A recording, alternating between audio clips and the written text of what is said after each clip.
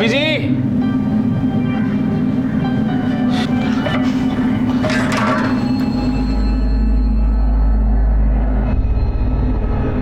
ये दरवाजा तो खुला है। भाभी जी, भाभी जी,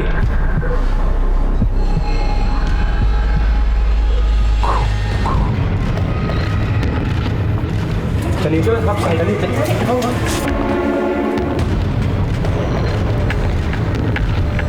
माधव अंदर चेक करो घर के बाकी लोग कहाँ हैं। राइट सर, चलो।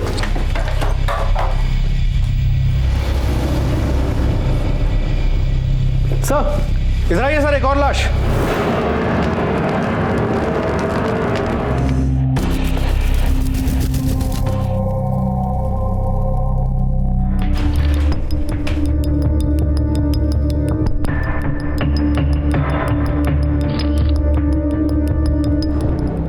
पूरे परिवार का कत्ल कर दिया गया है और सारे वार सर पे किए गए सर।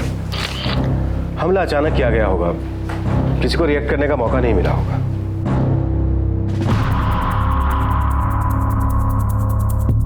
माधव, घर का मेन दरवाजा तो अंदर से बंद है। सर, प्रकाश का ऑफिस का दरवाजा भी अंदर की तरफ आता है।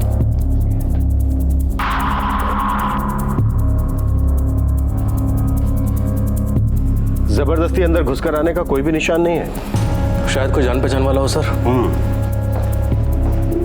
माधव, सभी लाशों को पोस्टमार्टम के लिए भेज दो। ये हमारे करियर का सबसे बड़ा हत्याकांड है। पत्रकार प्रकाश शेखावत ही नहीं बल्कि उसके सारे परिवार को मौत के घाट उतार दिया गया।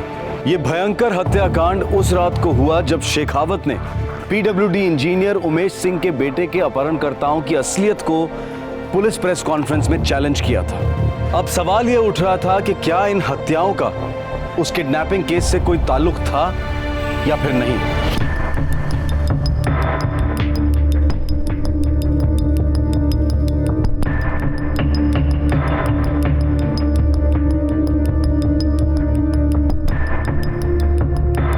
सर, प्रकाश शेखावत का ड्राइवर गोविंद आया। क्या अनर्थ हो गया साहब जी। कल शाम तक तो सब कुछ सही सलामत था, अब सब कुछ खत्म हो गया। विश्वास ही नहीं होता है कि साहब और मेम साहब बच्चों को भी। गोविंद, कल तुमने अपने साहब को आखिरी बार कब देखा था? आप लोग के साथ प्रेस कॉन्फ्रेंस खत्म होते ही साहब ने मुझे कहा गोविंद घर चलो।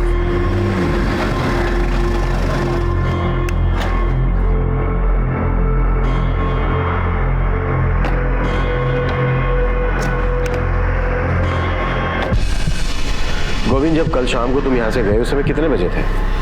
6:30 बजे थे साहब। हर शाम को 6:30 बजे साहब छुट्टी दे देते थे। माधव, शेखावत के सारे फोन रिकॉर्ड्स मंगवाओ। गोविंद, जब कल शाम को तुम आखिरी बार यहाँ से गए उस समय घर के बाकी लोग कहाँ थे? सब यही थे साहब। वो सिमरन और काव्या भी यही थी। ये सिमरन और काव्या वही है ना जो बतौर यहाँ पेन गेस्ट रहती हैं? जी साहब।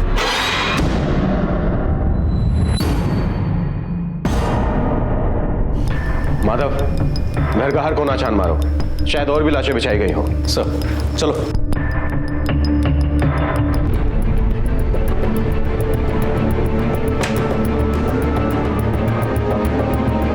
सर, कोई और लाश नहीं है। लगता है जब अटैक हुआ तब लड़कियां घर पे नहीं थी। गोविंद, ये सिमरन और काव्या का कोई फोन नंबर है तुम्हारे पास? नहीं साहब, बस इतना पता है साहब कि वो अपने ही उमरिया गांव से है साहब। माधव, अपनी एक टीम उमरिया भेजो। ये शेखावत फैमिली का कोई रिश्तेदार? हमारे साहब के एक भाई है साहब जो भोपाल में रहते हैं। उनकी एक एजेंसी है अखबारों की। उन्हें इतला कर दो, कहो कि तुरंत आके मुझसे मिले। सभी के सिर पर पीछे से वार किया गया, मजबूत कातिलाना वार। किसी लोहे के औजार का इस्तेमाल किया गया है। अचानक से हुआ होगा ये हमला? हाँ, लगता तो कुछ ऐसा ही है, क्योंकि किसी रेजिस्टेंस या मारपीट के कोई निशान तो है नहीं। अटैक का टाइम? रात के 11 से 12 के बीच में। गोविंद ने शेखावत को घर ड्रॉप किया 6 बजे, यानी कि शेखावत के घर पहुंचने के 5-6 घंटे बाद हुआ होगा ये आक्रमण। May be. मतलब गोविंद ही वो आखिरी इंसान होगा जिसने इन सबको जिंदा देखा होगा, ऑफ कोर्स हथियारों के अलावा। सर, सिमरन और काव्या का पता चल गया। 1 घंटे में थाने में होंगी। Good job Madhav.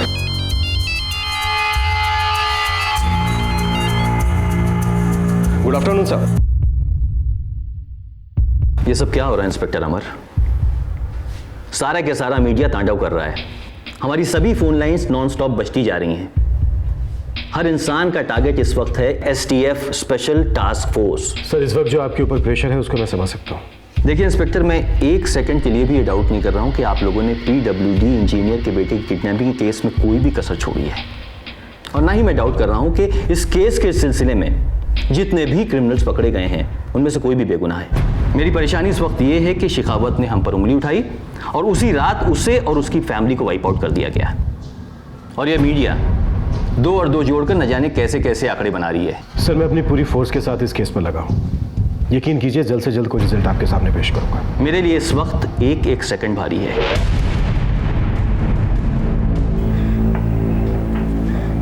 सर, हम कल शाम 7 बजे प्रकाश अंकल के घर से निकल गए थे।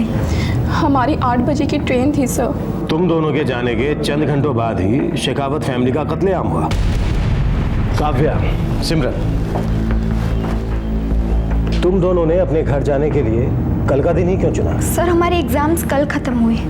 हमने हमारे घर जाने के लिए काफ़ी टाइम पहले ही टिकट्स बुक करवा रखी थी।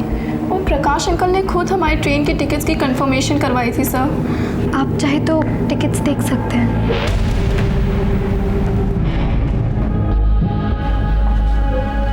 दिलीप, तुम्हारे भाई और उसके पूरे परिवार का मर्डर हुआ है।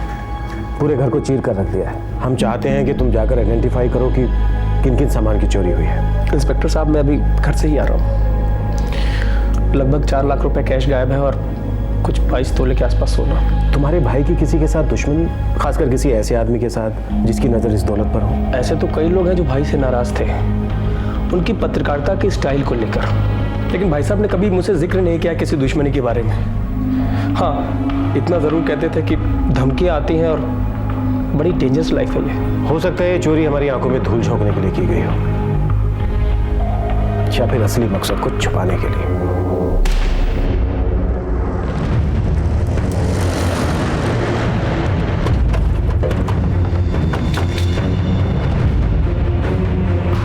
प्रकाश दरअसल इलीगल माइनिंग माफिया से बड़े बड़े पंगे ले चुका था, और इनमें से कई केसेस तो डायरेक्ट मेरे डिपार्टमेंट के नीचे आते थे। प्रकाश शेखावत ने कभी कोई जिक्र किया किसी धमकी के बारे में? आपको कोई आइडिया कौन हो सकता है इन धमकियों हत्याओं के पीछे?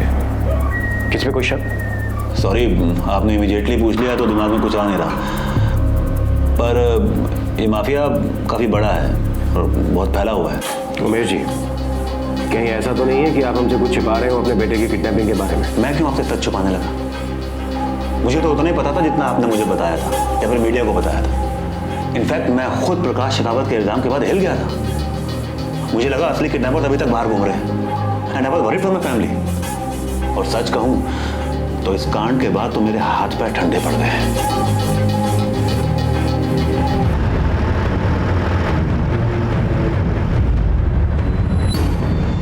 जो लोग गिरफ्तार हुए हैं, क्या ये असली किडनैपर्स हैं? मुझे डाउट है सर। एसटीएफ ने बड़ी जल्दी में सो कॉल्ड किडनैपर्स की बातें मान ली। आप बोलिए मत, इस केस में एक बार मुझ पर भी उंगली उठी थी। क्यों डीआईजी साहब? प्रकाश शेखावत और उसकी फैमिली की इन हत्याओं ने मीडिया में मानो आग लगा दी। तनाव और दबाव के कगार पर खड़ी पुलिस अपना संतुलन संभालने में काफी मुश्किल महसूस कर रही थी। ऊपर से शेखावत का लगाया आरोप प्रेतात्मा की तरह पीछा कर रहा था कि पीडब्ल्यूडी इंजीनियर के बेटे के असली किडनैपर्स अब भी आजाद घूम रहे हैं और किसी अंधेरे कोने में घात लगाए बैठे हैं। सर, प्रकाश शेखावत के सेलफोन रिकॉर्ड्स के हर एक नंबर को स्कैन किया गया है। शाम से लेकर कत्ल तक हुए सभी नंबरों से बात हुई है, सभी क्लीन है सर। माधव, मुझे पीडब्ल्यूडी इंजीनियर उमेश सिंह के बच्चे के किडनैपर से बात करनी है, चारों से।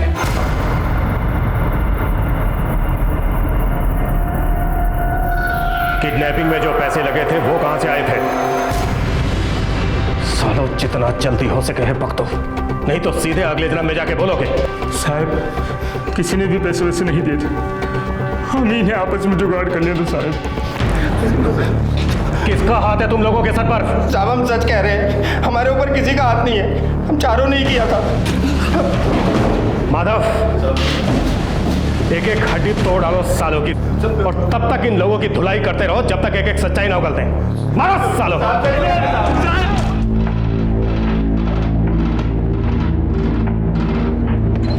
सर, हमने उनसे उगलवाने की हर कोशिश की लेकिन कुछ नया नहीं पता चला।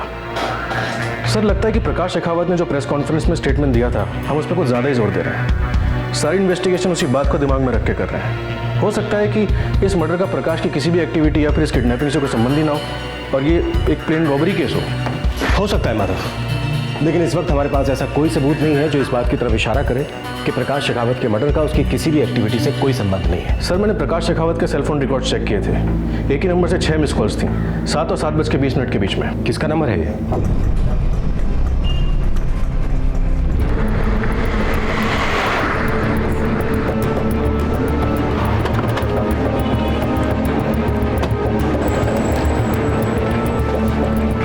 रघुवीर तिवारी तुम्ही हो?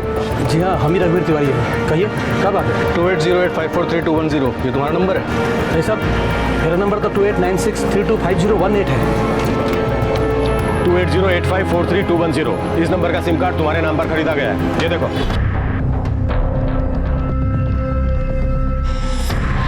और तुमने इस नंबर से प्रकाश शेखावत को एक नहीं 6 मिस कॉल्स दिए थे। 6 मिस कॉल ये नंबर से? 2808। हाँ, सब याद आया सब ये नंबर हमने ही लिया था, लेकिन अपनी बहन के लिए लिया था साहब। बहन का नाम और पता? साहब, उसका नाम सविता है, यहाँ उमरिया गांव में ही रहती है। लेकिन बात क्या है साहब?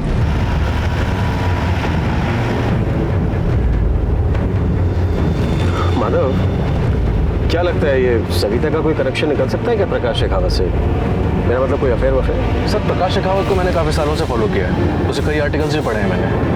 उसका ट्रैक रिकॉर्ड भी काफ़ी अच्छा रहा है। एक गरीब फैमिली से बिलोंग करता था और अपनी मेहनत से ऊपर आया। मुझे नहीं लगता कि उसके जैसा पत्रकार किसी अफेयर में इन्वॉल्व होगा। बाकी रेपुटेशन सब कुछ होती है सर।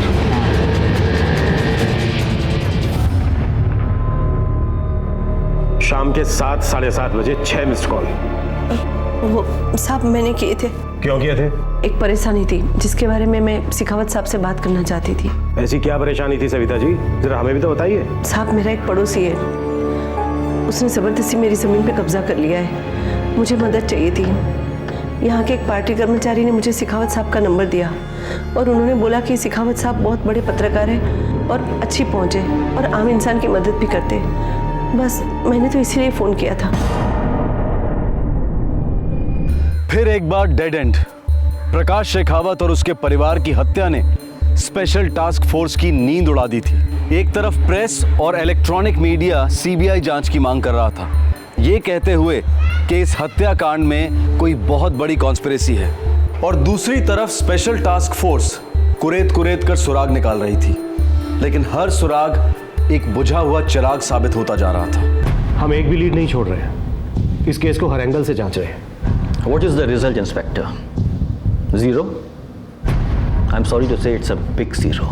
सर, मुझे गहरा शक है कि एक चोरी का ही केस है। ये एक इत्तेफाक है कि ये चोरी और मर्डर हमारी प्रेस कॉन्फ्रेंस के तुरंत बाद हुए, क्योंकि प्रकाश शेखावत माइनिंग माफिया से जूझ रहे थे। इसलिए इस केस को ऐसा कलर दिया जा रहा है जो शायद है ही नहीं। देखिए इंस्पेक्टर अमर, आप जो कुछ भी करें, चलिए मैं उसको सच मान लेता हूँ। फिर आप उन चोरों तक, उन बेरहम कातिलों तक पहुँचे क्यों नहीं? याद रखिए, ये केस पूरे स्टेट की पुलिस डिपार्टमेंट की इज्जत का सवाल बन चुका है। आपको जो हेल्प चाहिए मैं आपको देने को तैयार हूँ, लेकिन मुझे इस केस की फाइल बंद चाहिए, वो भी जल्द से जल्द। यस सर, ये फाइल जरूर क्लोज होगी।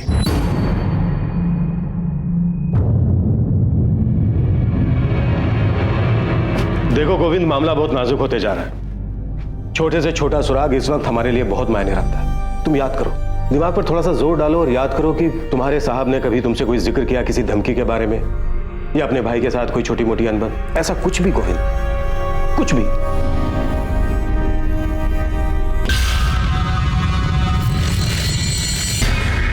नहीं साहब, नहीं। मेरे साहब का तो उनके भाई के साथ बहुत अच्छा संबंध है साहब, कभी कोई बैन। मेरे साहब ने तो उनका सब कुछ शुरू करके दिया साहब, उनका बिजनेस, उनका घर, सब कुछ। और दूसरी कोई धमकियां? साहब सच कहूं तो मेरे साहब बहुत कम बोलते थे, और मैं ठहरा मामूली मुलाजिम ड्राइवर। मेरे से तो बस हाँ ना में बात करते थे साहब। माधव, ये प्रकाश के भाई दिलीप को दोबारा हाजिर करो। इंस्पेक्टर साहब, प्रकाश भैया ने बहुत बुरे दिन देखे थे, बड़ी मुश्किल से ऊपर आए थे वो। ये पत्रकारिता उनका सिर्फ पेशा नहीं था, उनका जुनून था। इस जुनून ने उन्हें काफी कुछ दिया दिलीप, घर, सेविंग। उनकी इस दौलत पर किसी न किसी की नजर तो जरूर रही होगी भी तो मैं इस बारे में कुछ बोल नहीं सकता इंस्पेक्टर साहब, क्योंकि प्रकाश भाई साहब ये सब मुझसे शेयर नहीं करते थे। तुम्हारे भाई ने अपने फाइनेंसेस के बारे में किसी से तो बातें की होंगी, किसी को कोई लोन दिया या लोन लिया या फिर जमीन की कोई डीलिंग? नहीं इंस्पेक्टर साहब। दिलीप, तुम्हारे भाई के घर पे जो कातिलाना हमला हुआ, उसमें हमला करने वाले तोड़फोड़ करके जबरदस्ती घर में नहीं घुसे, बल्कि वो तुम्हारे भाई के जान पहचान के ही थे। सॉरी इंस्पेक्टर साहब, मैं इस बारे में आपकी कोई हेल्प नहीं कर सकता। तुम्हारे भाई का अकाउंट कौन से बैंक में है? कितने अकाउंट हैं ये तो जानते होंगे? हाँ, उनके 3 अकाउंट्स हैं। एक्सीलेंट। माधव, तुम इनके साथ जाओ, मुझे इन तीनों अकाउंट्स की डिटेल चाहिए, सारे ट्रांजैक्शंस। हमें कोई ना कोई सुराग जरूर मिलेगा।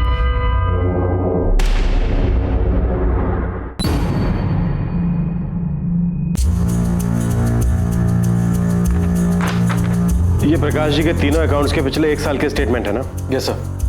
तुम्हें इन्हीं तीनों अकाउंट्स के बारे में मालूम था ना? जी इंस्पेक्टर साहब। ध्यान से चेक करो, शायद हमारे कुछ हाथ लग जाए।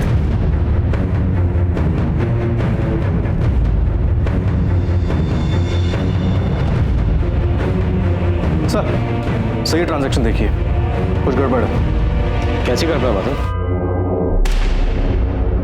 आखिरकार पुलिस के हाथ एक छोटा सा सुराग लगा, जो प्रकाश शेखावत के बैंक स्टेटमेंट के एक छोटे से ट्रांजैक्शन में दिखाई दिया। लेकिन इस केस के संदर्भ में यह सुराग स्पेशल टास्क फोर्स के लिए सबसे स्पेशल सुराग साबित हुआ। सर, 28 फरवरी को शेखावत फैमिली का कत्ल हुआ था, राइट सर? राइट।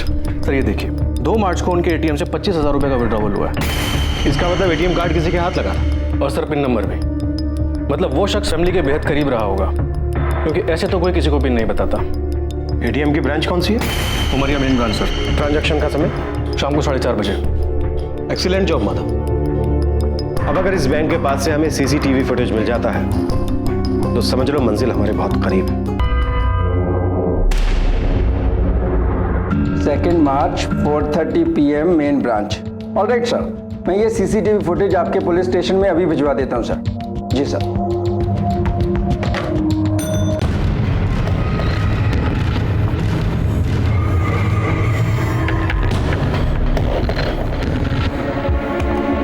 ये रहा हमारा टारगेट, जो चश्मे और टोपी के पीछे अपनी पहचान छुपा रहा है।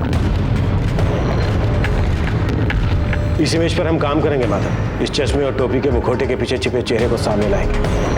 तरस गया हूं इस चेहरे को देखने के लिए, बस साला एक बार हाथ लग जाए। सर, आपको पता है कि हमारे पास एक ऐसा सॉफ्टवेयर है जिससे हम इस टोपी और इस चश्मा दोनों को तस्वीर से अलग कर सकते हैं, और फिर शायद आपको चेहरा पहचानने में भी आसानी होगी। टाइम कितना लगेगा? सर पहले शुरू तो कर लो, just give me few minutes please.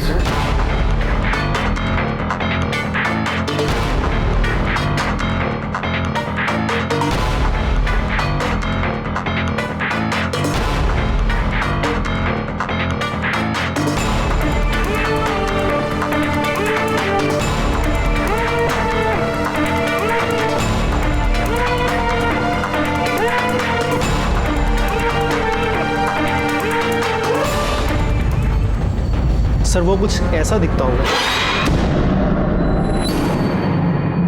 Madhav, इस सारे ड्राइवर ने तो हमें अच्छी खासी सैर करवा दी, बहुत लंबे ड्राइव पर ले गया।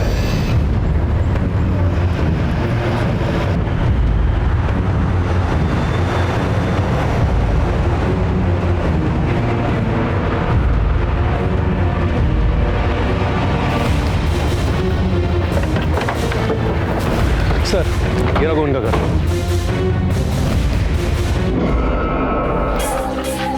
सेल स्विच ऑफ है सर। माधव, ये निकलना नहीं चाहिए, किसी भी सूरत में नहीं निकलना चाहिए। अरे सुनो सुनो भैया। हाँ साहब। ये यहाँ जो गोविंद रहता है कहाँ है? साहब वो सुबह सुबह अपने परिवार के साथ नहीं चला गया।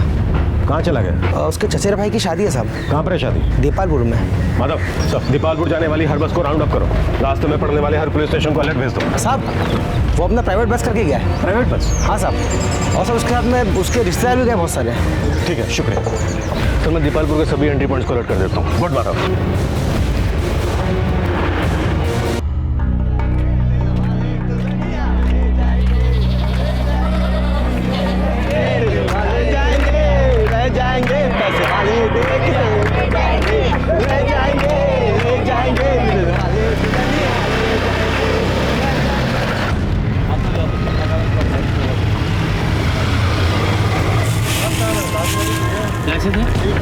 डिक्की में क्या रखा हुआ है?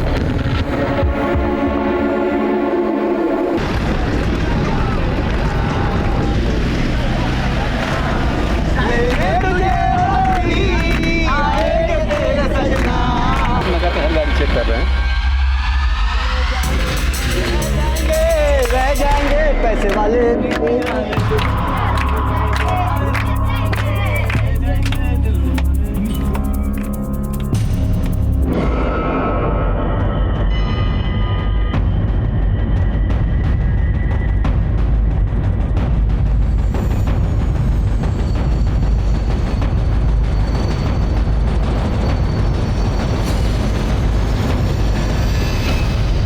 क्या हुआ सर? सर, गोविंद को धर लिया है। दीपालपुर के एंट्री पॉइंट पर ही पेट्रोलिंग पार्टी ने पकड़ लिया उसे। गुड। साहब देखिए, कोई बहुत बड़ी गलतफहमी हुई है साहब। मेरा कोई लेना देना नहीं है। साले, एटीएम के कैमरे में तेरी शक्ल कैद हो गई है जिसे हमने पहचान लिया है। अब अगर तू भोला बना, थोड़ा भी ड्रामा किया, तो कसम से तू खुद अपनी शक्ल को नहीं पहचान पाएगा। चल बोल। साहब देखिए। साहब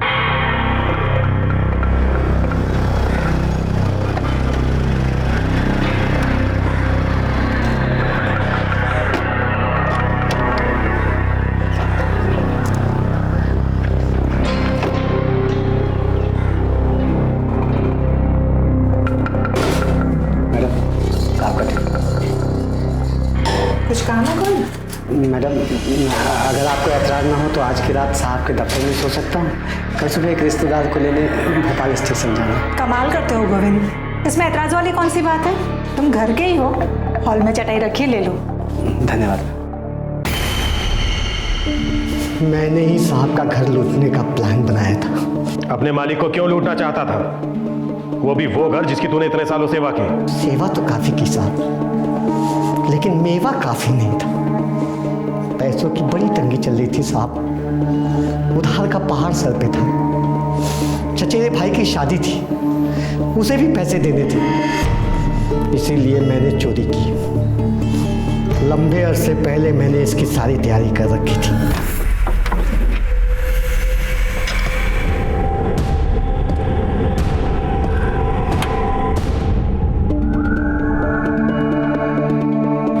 वो लोग तुझे अपने घर का सदस्य मानते थे। वो निर्दोष औरत, वो निर्दोष बच्चे।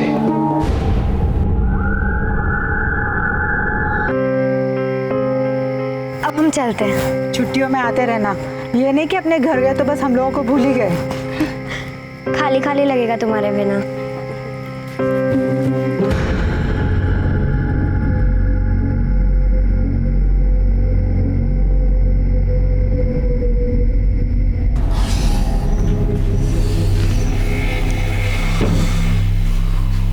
गोविंद, तू गया नहीं अभी तक? साहब वो मैं मैडम से बात कर लिया हूँ। कल सुबह एक रिश्तेदार को लेने भोपाल स्टेशन जाना है, तो आज रात यही कोने में पड़ा रहूँगा साहब। अच्छा किया, नहीं तो सुबह सुबह उमरिया से कहाँ वापस भोपाल तक। लेकिन देख, मैं तो काम करते रहूँगा, तू सो जा। चाहिए तो लाइट ऑफ कर ले उधर की, ठीक है? चलेगा साहब, ठीक है। ये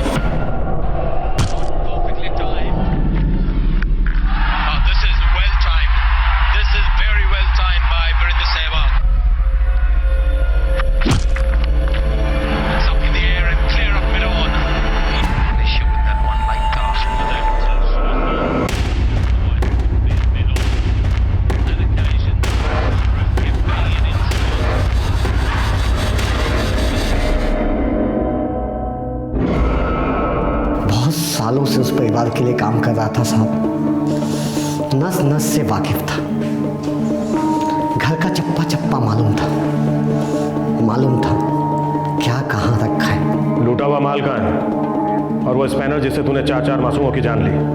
सब कुछ मेरे घर पे है साहब।